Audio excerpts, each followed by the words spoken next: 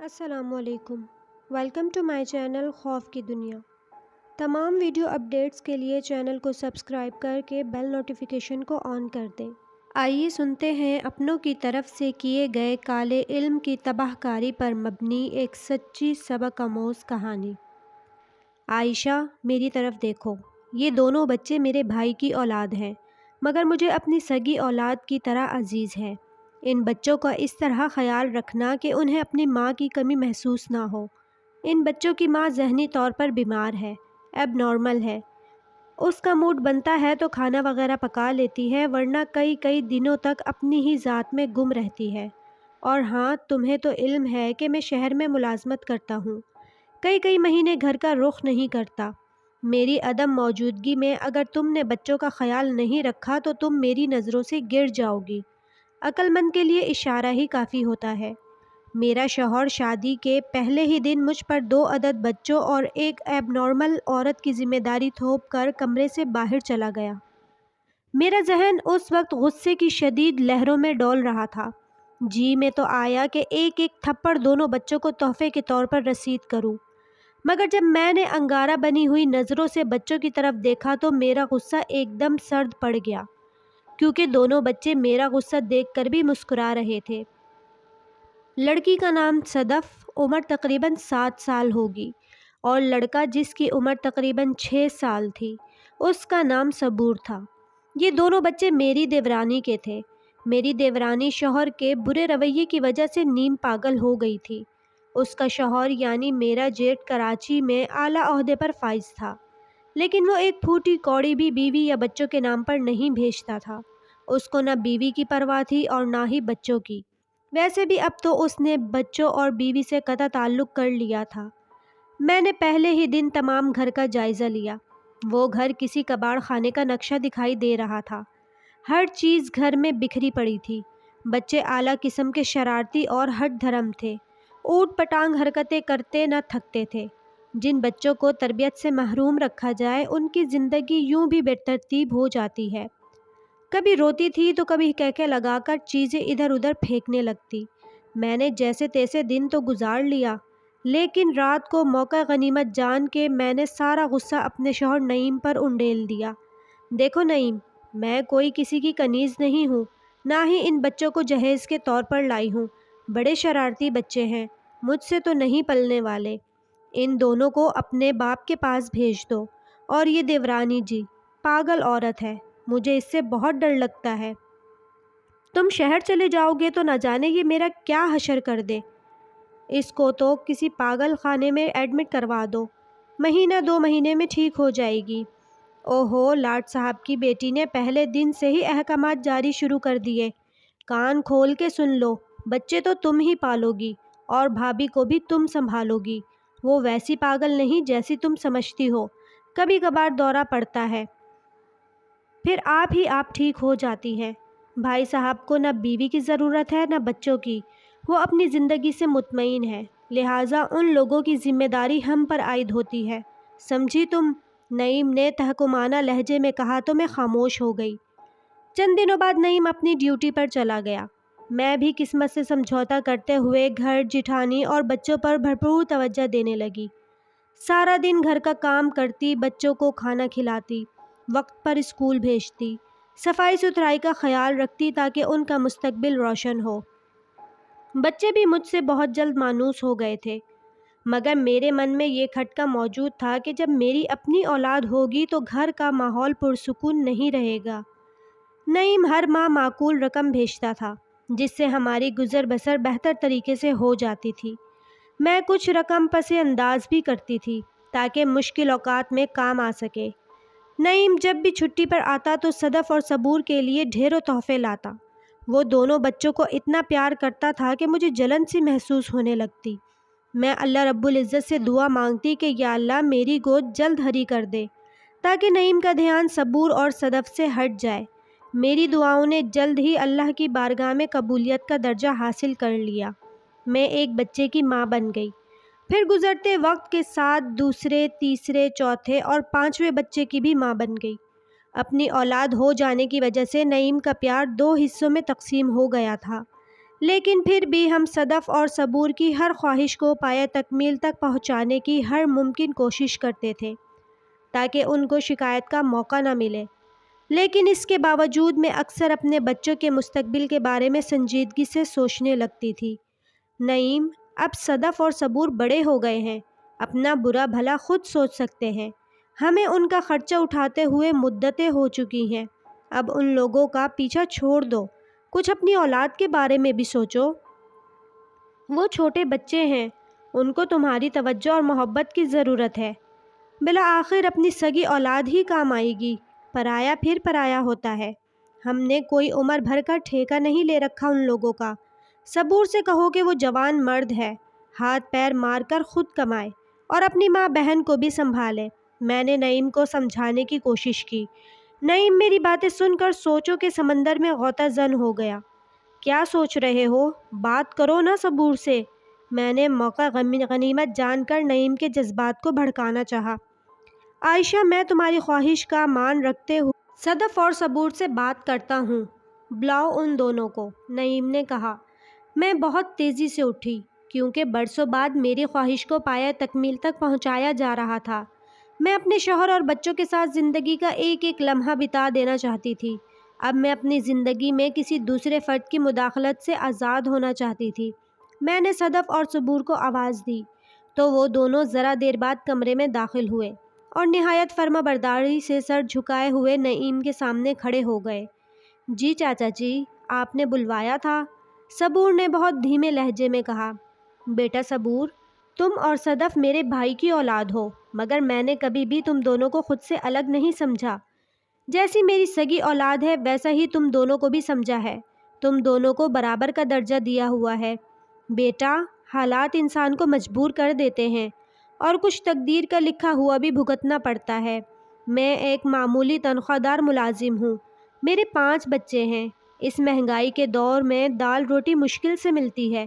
تمہارا باپ اعلیٰ افسر ہے، ہر ماہ بھاری تنخواہ اٹھاتا ہے، پر اس نے کبھی مڑ کے تمہاری خبر تک نہ لی کہ کیسے جی رہے ہو۔ تمہاری ماں ایب نارمل ہے۔ اب تم ہی سوچو، ایک ایب نارمل عورت اور اس کے بچے سنبھالنا کتنا مشکل کام ہے۔ نعیم نے قدرے شیریں لہجے میں کہا۔ جی چاچا جی، آپ درست فرما رہے ہیں۔ تو اب ہمارے لیے کیا حکم ہے؟ صبور نے سوالیہ لہجے میں کہا۔ بیٹا، حکم نہیں، مشورہ ہے۔ اب تم جوان ہو گئے ہو، تمہاری چاچی چاہتی ہے کہ کچھ کام کرو، محنت مزدوری کرو اور اپنی ماں بہن کو سنبھالو تاکہ ہماری پریشانیوں میں کمی آئے۔ اور بھئی سیدھی سیدھی بات ہے، اب تم ہم لوگوں سے الگ ہو جاؤ، ہمیشہ کوئی اکٹھے تھوڑی رہا جاتا ہے، میں نے نعیم کی بات کاٹتے ہوئے کہا۔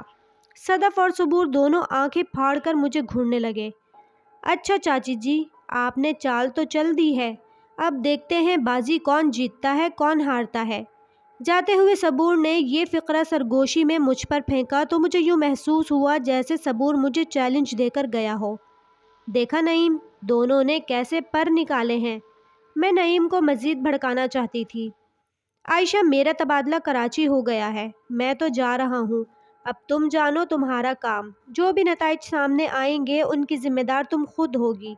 نعیم نے بیگ اٹھایا اور الوداعی نظر مجھ پر ڈال کے کراچی روانہ ہو گئے۔ ابھی کوئی 1 ہفتہ بمشکل گزرا ہوگا کہ میری طبیعت اچانک بگڑ گئی۔ پورا جسم جلتا ہوا محسوس ہو رہا تھا اور بار بار ابکائیاں آ رہی تھیں۔ میرا خیال تھا کہ شاید مجھے بخار ہو گیا ہے، سو میں نے بچے کو پیسے دے کر بخار کی گولی منگوا کے کھا لی۔ لیکن کئی گھنٹے گزر جانے کے باوجود میرے جسم کی تپش کم نہ ہوئی تو میں پڑوسن لیڈی ہیلتھ ورکر شازیہ کے پاس گئی۔ شازیہ نے میرا بخار چیک کیا اور پھر مسکراتے ہوئے مجھے اطلاع دی کہ میرا ٹمپریچر تو بالکل نارمل ہے، یعنی مجھے بخار نہیں ہے۔ کیا مجھے بخار نہیں ہے؟ تو پھر تمام دن جو میرا جسم جلتا رہا ہے ابھی تک جل رہا ہے۔ طبیعت میں بے قراری، چڑچڑاپن، الٹیاں آنا، یہ سب بخار کی نشانیاں نہیں ہیں تو پھر کیا ہے؟ میں نے سوالیہ انداز میں کہا۔ عائشہ باجی، آپ کو کچھ بھی نہیں ہے، تھرمامیٹر تو معمولی بخار بھی بتا دیتا ہے، شازیہ نے کہا۔ خراب ہو گیا ہوگا تمہارا تھرمامیٹر، اور تمہیں تو مرض کی شناخت ہی نہیں ہے۔ پتہ نہیں کس نے تمہیں لیڈی ہیلتھ ورکر بنا دیا ہے، مفت میں تنخواہ بٹورتی ہو، میں شازیہ کو کوستے ہوئے گھر آ گئی۔ رات کے کھانے کا وقت ہو گیا تھا۔ میں نے کانپتے ہاتھوں سے آٹا گوندنے کے بعد گیس جلا کے چولہے پر توا رکھا۔ ابھی چند روٹیاں ہی پکائی تھیں کہ میں نے محسوس کیا کہ میرے عقب میں کوئی بیٹھا ہے۔ پھر چولہے میں آگ یوں بھڑکی جیسے آگ میں کچھ پھینکا گیا ہو۔ میں نے اسی لمحے مڑ کے اپنے عقب میں دیکھا تو مجھے ایک ہیولہ جاتے ہوئے دکھائی دیا۔ وہ ہیولہ اتنا خوفناک تھا کہ دیکھتے ہی میرے جسم میں سنسنی سی دوڑ گئی۔ میں خوف کے عالم میں چھلانگ لگاتے ہوئے اپنے بچوں سے چمٹ گئی۔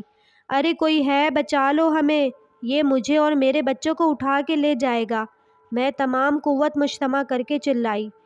اماں اور محلے کے تمام لوگ میری چیخ و پکار سنتے ہی ہمارے گھر آ گئے۔ کسی نے ہاتھ میں ڈنڈا لیا تو کسی نے بندوق۔ پورے گھر میں اس ہیولے نما کو ڈھونڈا گیا مگر کسی کو کچھ نظر نہیں آیا، لہٰذا ہر کوئی مجھے تسلی دینے کے بعد اپنے اپنے گھر چلا گیا۔ دوسری رات مجھے آدھی رات گزرنے کے بعد پیاس لگی۔ میں پانی پینے گھڑے کے پاس ابھی پہنچی ہی تھی کہ کسی نے زور سے میرے سر پر ڈنڈا مارا۔ میں چکرا کے گر گئی۔ جب مجھے ہوش آیا تو دیکھا کہ گھر کے سبھی افراد گہری نیند سوئے ہوئے ہیں۔ 2 دن بعد میں رات کا کھانا پکا رہی تھی تو اچانک چولہے سے بہت ہی بلند شعلے نکلنے لگے اور ان شعلوں میں مجھے وہی ہیولہ نظر آیا جو میں نے پہلے بھی کھانا پکاتے میں دیکھا تھا۔ میں نے یہ منظر دیکھتے ہی زور سے چیخ ماری۔ میری چیخ و پکار سنتے ہی اماں بھاگم بھاگ آئیں۔ کیا ہوا عائشہ بیٹی، کیوں چیخیں مار رہی ہو؟ اماں نے مجھے جھنجھوڑتے ہوئے پوچھا۔ اماں، وہ ہیولہ، چولہے سے آگ کے شعلے، وہ ہیولہ، وہ مجھے بات مکمل کیے بغیر ہی میں بے ہوش ہو گئی۔ پھر گاؤں کے پیر بابا کو بلوایا گیا۔ انہوں نے ساری رات میرے اوپر عمل کیا جس کے زیر اثر میں دوسرے دن ہوش میں آ گئی، لیکن شام کو میرے بدن میں ایسی کھجلی اٹھی کہ میں اپنا جسم نوچنے لگی۔ اماں میری حالت غیر دیکھتے ہوئے مجھے قریبی شہر کے ڈاکٹر کے پاس لے گئیں۔ ڈاکٹر صاحب نے دوائیوں کا لمبا نسخہ لکھتے ہوئے بلڈ ٹیسٹ کروانے کو کہا۔ دوائیوں کے استعمال سے میری طبیعت سنبھلنے کے بجائے مزید بگڑ گئی۔ بلڈ ٹیسٹ بھی کروایا، مجھے کوئی بیماری نہیں تھی، مگر اس کے باوجود دن بدن میری تکلیف میں اضافہ ہوتا جا رہا تھا۔ میرا جسم ہر وقت یوں جلتا رہتا جیسے میں آگ کے بیچ کھڑی ہوں۔ پھر ایسا ہوا کہ میری نیند بھی ختم ہو گئی، جیسے میری نیند کو کسی نے باندھ دیا ہو۔ تمام دن بے چینی میں اور ساری رات تارے گنتے گزار دیتی۔ وہ 14ویں کے چاند کی رات تھی۔ میں چارپائی پر لیٹی ہی تھی کہ مجھے یوں محسوس ہوا جیسے چارپائی کے نیچے کوئی بیٹھا ہے۔ اگلے ہی لمحے چارپائی بری طرح سے ہلنے لگی۔ میں نے کانپتے وجود کے ساتھ چارپائی سے اٹھ کر دوڑ لگائی اور سیدھی سوئی ہوئی جٹھانی کے اوپر جا گری۔ میری جٹھانی جو نیم پاگل تھی، اس نے واویلا مچا دیا۔ شور سنتے ہی محلے والے جمع ہو گئے۔ میں نے صورتحال بیان کی تو صبور نے مجھے بھی نیم پاگل اور نہ جانے کیسے کیسے القابات سے نواز دیا۔ میں پھوٹ پھوٹ کر رونے لگی۔ اماں نے مجھے تسلیاں دی اور میری چارپائی کا جائزہ لیتے ہوئے ادوان کو تھوڑا نیچے کھینچا تو ایک سفید کاغذ کا ٹکڑا نیچے گرا۔ میں نے جلدی سے اس سفید کاغذ کو اٹھا کر کھولا تو وہ ایک تعویذ تھا جس پر الٹی سیدھی لکیروں کے خانے بنے ہوئے تھے۔ ان خانوں میں کچھ لکھا ہوا تھا، وہ میری سمجھ سے بالا تر تھا۔ صدف، یہ تمہارا کام ہو سکتا ہے۔ میں نے پہلا وار کیا۔ چاچی، خدا خدا کر، میں گھر سے باہر نہیں نکلتی تو تعویذ کہاں سے لاؤں گی؟ خود ہی ایسے چکر چلاتی ہو اور الزام ہم پر لگاتی ہو۔ تمہارے اپنے لائے ہوئے تعویذوں نے الٹا اثر دکھایا ہوگا۔ صدف نے بھی دو بدو مجھ پر وار کیا۔ اماں نے مجھے چپ رہنے کی تاکید کی۔ ویسے بھی اب مجھ میں بولنے کی صلاحیت ختم ہو گئی تھی تو صدف کا مقابلہ کیسے کرتی؟ رفتہ رفتہ میں نے کھانا پینا بالکل چھوڑ دیا۔ سوکھ کر کانٹا ہو گئی۔ دن میں کئی بار دماغ کو چکر آتے۔ مجھے نہ اپنا خیال تھا نہ بچوں کی پرواہ۔ بات بات پر بچوں کو مارنا پیٹنا شروع کر دیتی۔ نعیم کراچی میں مقیم تھے، میں یہاں اسے کوستی رہتی تھی۔ اماں، مجھے یوں محسوس ہوتا ہے جیسے میرے پورے جسم میں گول گول سوراخ ہو گئے ہوں۔ میں مر جاؤں گی اماں، میرا دل ہچکولے کھاتا ہے۔ اس وقت بھی مجھے یوں محسوس ہو رہا ہے جیسے میرے جگر میں لوہے کی بڑی سی کیل ٹھوک دی گئی ہو۔ میں پانی بھی پیتی ہوں تو حلق میں اٹک جاتا ہے۔ دل کرتا ہے سب بچوں کو مار ڈالوں۔ میں نے سسکیاں لیتے ہوئے اماں کو اپنی رودات سنائی۔ نہیں بیٹا، تم ٹھیک ہو جاؤ گی، کل تمہیں ایک بڑے مشہور ڈاکٹر فرحان کے پاس لے چلیں گے۔ میں نعیم کو ابھی فون کر دوں؟ اماں نے ہمدردی جتائی۔ نہیں اماں، نعیم کو تو میں دیکھنا بھی گوارا نہیں کرتی، بس تم فون کر کے اس سے کہو کہ کچھ پیسے بھجوا دے، میرے پاس تو اب پھوٹی کوڑی نہیں بچی۔ تمام جمع شدہ پونجی ڈاکٹروں اور میڈیکل اسٹور کی نظر ہو گئی ہے۔ اور ہاں اماں، افشا باجی کو فون کر دو کہ فوراً آ جائیں، مرنے سے پہلے ایک نظر اپنی بہن کو تو دیکھ لوں۔ میں نے اماں سے التجا کی۔ مایوس ہونا کفر ہے عائشہ، اور بھلا نعیم نے تمہارا کیا بگاڑا ہے؟ وہ تو تم لوگوں کے واسطے اپنے گھر اور بال بچوں سے دور ملازمت کر رہا ہے۔ اب سو جاؤ، رات کا آخری پہر ہے، مجھے بھی آرام کرنے دو۔ یہ کہتے ہوئے اماں تو نیند کی وادیوں میں کھو گئی، پر میں نے رات کا آخری پہر بھی جاگتی آنکھوں سے گزار دیا۔ صبح ہوئی تو اماں نے بھائی سے کہا کہ وہ نعیم اور تمام رشتہ داروں کو میری بیماری کے بارے میں فون پر مطلع کر دے۔ مجھے ڈاکٹر فرحان کے پاس لے جایا گیا، لیکن ڈاکٹر فرحان سے بھی مرض کی تشخیص نہیں ہوئی۔ بس لمبے چوڑے کاغذ پر قلم گھما کے الٹی سیدھی رائٹنگ میں ہزاروں روپے کی گولیاں اور سیرپ لکھ کے انہوں نے خود کو سرخرو کر لیا۔ نعیم تو میری بیماری کا سنتے ہی پریشان ہو گیا۔ اس نے فوراً ایک ماہ کی چھٹی لی اور گھر آ گیا۔ تم کیوں آئے ہو؟ دور ہو جاؤ میری نظروں سے۔ تم سب لوگ مل کے مجھے مارنا چاہتے ہو، میں تمہیں زندہ نہیں چھوڑوں گی۔ میرے ہاتھ میں خالی گلاس تھا، میں نے پوری قوت سے اس گلاس کو نعیم کو دے مارا، لیکن اس اعلیٰ ظرف انسان نے اف تک نہ کی۔ نعیم ہر دوسرے دن مجھے مختلف ڈاکٹروں کے پاس لے جاتا۔ ہر ڈاکٹر اپنے طور پر اچھی اور مہنگی دوائیں تجویز کرتا، لیکن جیسے ہی دوائی میرے پیٹ کے اندر داخل ہوتی میرے پیٹ میں مروڑ شروع ہو جاتا۔ نعیم دیکھو، کمرے میں کتنے بڑے بڑے چوہے دوڑ رہے ہیں، مجھے بچا لو، یہ مجھے کاٹنے آ رہے ہیں۔ میرے عقب میں دیکھو، کوئی ہے جو میرے بال نوچ رہا ہے۔ دیکھو دیکھو، کوئی بھاری پتھر میرے بستر پر پڑا ہوا ہے۔ میرا جسم تو دیکھو سوکھ کر ہڈیوں کا ڈھانچہ بن گیا ہے، اب یہ موٹے موٹے چوہے میری ہڈیاں بھی کھا جائیں گے۔ عائشہ، ہوش میں آؤ، اپنے حواس بحال کرو، چھوڑو اپنے بالوں کو۔ تم اپنے بال خود نوچ رہی ہو، اور کوئی چوہا کمرے میں نہیں ہے، یہاں تو بس ہمارے بچے سوئے ہوئے ہیں۔ نعیم نے زبردستی میرے بال میرے ہاتھوں کی گرفت سے چھڑاتے ہوئے کہا۔ جب میرے حواس بحال ہوئے تو میں نے آنکھیں پھاڑ پھاڑ کے کمرے کا جائزہ لیا۔ وہاں کوئی چوہا موجود نہیں تھا، بس میرے بچے سوئے ہوئے تھے۔ عائشہ، آنکھیں بند کر کے اللہ رب العزت کے حضور گڑ گڑا کے دعا مانگو، تاکہ جو بھی مصیبت تمہارے اوپر نازل ہوئی ہے وہ ٹل جائے۔ نعیم نے بہت محبت سے میرے بال سنوارتے ہوئے کہا۔ یوں ہی مجھے چارپائی پر پڑے ہوئے 2 ماہ بیت گئے۔ نعیم بھی شاید میرے کفن دفن کا سوچ رہے ہوں گے، کیونکہ جو بھی مجھے دیکھتا بس یہی کہتا، عائشہ بیچاری 2 دن کی مہمان ہے۔ میری جسمانی حالت بتا رہی تھی کہ میری روح بس 1-2 دن میں میرے سوکھے جسم سے پرواز کر جائے گی۔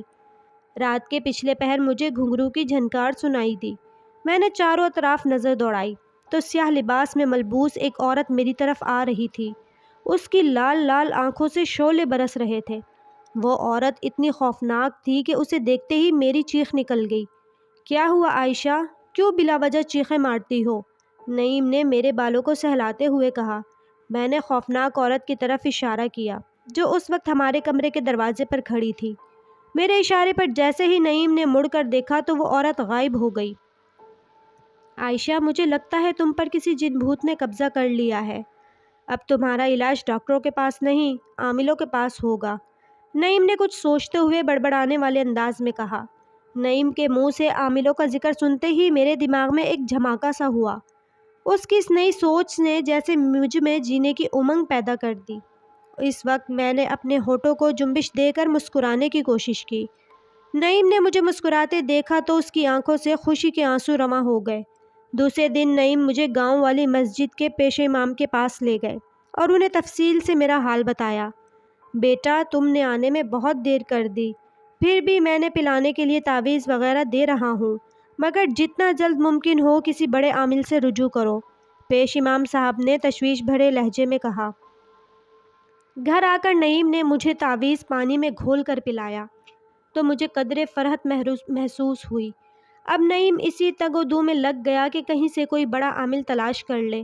اسی دوران نعیم کو کسی نے بتایا کہ لاڑکانہ شہر سے 10 کلومیٹر کے فاصلے پر چھوٹے سے قصبے میں ایک عاملہ عورت رہتی ہے، جس کے عمل سے متعدد عورتیں شفایاب ہو چکی ہیں۔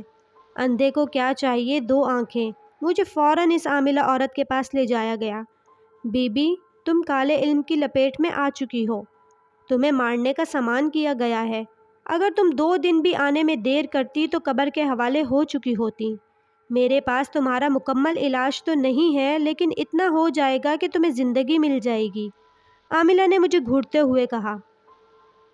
عاملہ نے مجھے سیدھا لٹا کر ایک لوٹا جس میں تھوڑا سا پانی تھا میرے پیٹ کے اوپر رکھ کے کچھ آیتوں کا ورد شروع کر دیا۔ ورد کے دوران مجھے یوں محسوس ہوا جیسے میرے پیٹ سے انگارے نکل کر اس لوٹے میں جا رہے ہوں۔ عمل مکمل ہونے کے بعد عاملہ نے مجھے اٹھا کر بٹھا دیا اور لوٹا دکھاتے ہوئے کہا، بی بی، تم پر کسی نے کالا علم کیا ہے، دیکھو پانی کا رنگ کیسا سیاہ پڑ گیا ہے۔ میں نے لوٹے کے اندر دیکھا تو پانی سیاہی مائل تھا اور کاغذ کے چھوٹے چھوٹے ٹکڑے پانی میں تیر رہے تھے۔ بی بی، یہ کاغذ کے وہ ٹکڑے ہیں جو تعویذ کی شکل میں تمہیں پلائے جا چکے ہیں، یہ تمہارے پیٹ کے اندر موجود تھے، اب باہر نکل آئے ہیں، اب تم ٹھیک ہو جاؤ گی۔ عاملہ صاحبہ، مہربانی کر کے بس مجھے اتنا بتا دیں کہ یہ ظلم مجھ پر کس نے کیا ہے، میں نے استفہامیہ لہجے میں کہا۔ بی بی، میں نام نہیں بتاؤں گی، بس اتنا بتا دیتی ہوں کہ ایک مرد ہے اور ایک عورت۔ عورت نے تمہارے چولہے میں تعویذ جلائے ہیں اور کچھ تعویذ تمہیں پلائے ہیں، کچھ تمہارے گھر میں بھی مدفون ہیں۔ بس اب تم جاؤ، میرا ٹائم ضائع مت کرو، مجھے دوسرے مریضوں کو بھی دیکھنا ہے، اور یہاں نئے چاند کے پہلے پیر آ جانا، تم پر عمل دہرایا جائے گا۔ گھر آ کر میری طبیعت کی بے چینی ختم ہو گئی۔ میں نے سب بچوں کو پاس بلا کر پیار کیا، بھوک محسوس ہوئی تو کئی دنوں بعد تھوڑا سا کھانا بھی کھایا۔ میرے تمام واقف کاروں میں عاملہ صاحبہ کی واہ واہ ہو گئی، جس نے مجھے ایک دن میں آدھا ٹھیک کر دیا تھا۔ اب میں نئے چاند کا شدت سے انتظار کرنے لگی۔ کچھ روز بعد نیا چاند ہوا اور پھر پیر کا دن بھی آ گیا۔ پیر کے دن سورج طلوع ہونے سے قبل ہم سفر پر روانہ ہو گئے، اور جب عاملہ صاحبہ کے آستانے پر حاضر ہوئے تو وہاں مریضوں کی لائنیں لگی ہوئی تھیں۔ تقریباً 2 گھنٹے بعد میری باری آئی۔ عاملہ صاحبہ نے پہلے والا عمل دہرانے کے بعد مجھے مبارکباد دیتے ہوئے کہا، جاؤ بی بی، اب تم ٹھیک ہو گئی ہو۔ گھر آنے کے کچھ روز بعد ہی مجھے یہ اندازہ ہو گیا تھا کہ میں بچ تو گئی ہوں، لیکن مکمل طور پر صحت یاب نہیں ہو سکی ہوں۔ اکثر پیٹ میں مروڑ اٹھنا، الٹیاں آنا، گھر اور بچوں سے نفرت ہو جانا اس بات کی نشاندہی کر رہا تھا کہ میں اب بھی تعویذوں کے زیر اثر ہوں۔ میرا بھائی جو کراچی میں مقیم تھا، اس نے فون پر مجھے کہا کہ کراچی میں ایک بزرگ عامل بابا ہیں، وہ کالے علم کا توڑ کرتے ہیں۔ میں نے ان سے تمہارے متعلق بات کر لی ہے، تم جلدی سے کراچی آ جاؤ۔ میرے شوہر نعیم کی ملازمت بھی کراچی میں تھی اور بھائی کا گھر بھی۔ میں موقع غنیمت جان کر اپنی فیملی کو لے کر کراچی روانہ ہو گئی۔ کراچی پہنچنے کے بعد دوسرے دن بھائی مجھے عامل بابا کے پاس لے گئے۔ بیٹا، تمہاری بہن کالے علم کے زیر اثر ہے، اسے کوئی بیماری نہیں ہے، عامل بابا بھائی سے مخاطب تھے۔ بیٹی، اپنا اور والدہ کا نام بتاؤ۔ بابا جی، میرا نام عائشہ ہے اور والدہ کا نام آمنہ ہے۔ بیٹی، ادھر آ کر بیٹھو، آنکھیں بند کرو اور لمبے لمبے سانس لو۔ یہ لو، اس کو اپنے دل کے اوپر رکھو اور مضبوطی سے پکڑ کے رکھنا۔ عامل بابا نے ایک گول پتھر میری طرف بڑھاتے ہوئے کہا۔ میں نے پتھر کو دل کے اوپر رکھا اور آنکھیں بند کر کے لمبے لمبے سانس لینے لگی۔ اسی اثنا میں عامل بابا اپنا عمل شروع کر چکے تھے۔ یہ پتھر تو میرے دل کے اندر گھستا جا رہا ہے اور میرا دل ہچکولے کھا رہا ہے۔ میں عامل بابا سے مخاطب تھی، چپ کر کے بیٹھو عائشہ، پتھر کو مضبوطی سے پکڑے رکھو، چھوڑنا مت۔ عامل بابا عمل کرنے میں مصروف ہیں، بھائی نے میرے کان میں سرگوشی کی۔ کوئی 15 منٹ بعد عامل بابا نے مجھے آنکھیں کھولنے کو کہا۔ میں نے آنکھیں کھولیں اور پتھر عامل بابا کو واپس کر دیا۔ بیٹی، یہ پانی کی بوتل ہے، گھر جا کر اس میں مزید پانی ڈالنا۔ جب بھی گھبراہٹ محسوس ہو، بے چینی ہو، اس پانی کے چند قطرے پی لینا اور اس تعویذ کو ہمیشہ اپنے پاس محفوظ رکھنا۔ میں نے کالے علم کا توڑ کر دیا ہے، اب تم محفوظ ہو۔ عامل بابا نے پانی کی بوتل اور تعویذ میری طرف بڑھاتے ہوئے کہا۔ بابا جی، میں یہ حقیقت جاننا چاہتی ہوں کہ مجھ پر کالا علم کس نے کروایا تھا اور کیوں کروایا تھا؟ میں نے معصوم لہجے میں سوال کیا۔ بیٹی، کسی معمولی دشمنی کی بنا پر تم سے یہ بدلہ لیا گیا ہے۔ ایک مرد ہے اور ایک عورت جن کی پرورش تم لوگوں نے کی ہے۔ مرد باہر سے عمل کروا کے لاتا تھا اور عورت تم پر استعمال کرتی تھی۔ آگے تم خود سمجھدار ہو۔ مجھے ایک دم صبور کا وہ جملہ یاد آ گیا، چاچی جی چال تو چل دی ہے، اب دیکھتے ہیں بازی کون جیتتا ہے کون ہارتا ہے۔ اس وقت میرے دل سے یہی الفاظ نکلے تھے، صبور تم جیت گئے میں ہار گئی۔ کراچی والے عامل بابا کے عمل سے میں بالکل ٹھیک ہو گئی۔ صبور، صدف اور ان کی ایب نارمل ماں اب بھی ہمارے ساتھ رہتے ہیں۔ صبور کی ہم نے شادی کروا دی ہے۔ یہ لوگ اب بھی ہماری ذمہ داری ہیں۔ شاید خدا کو ایسا ہی منظور ہے۔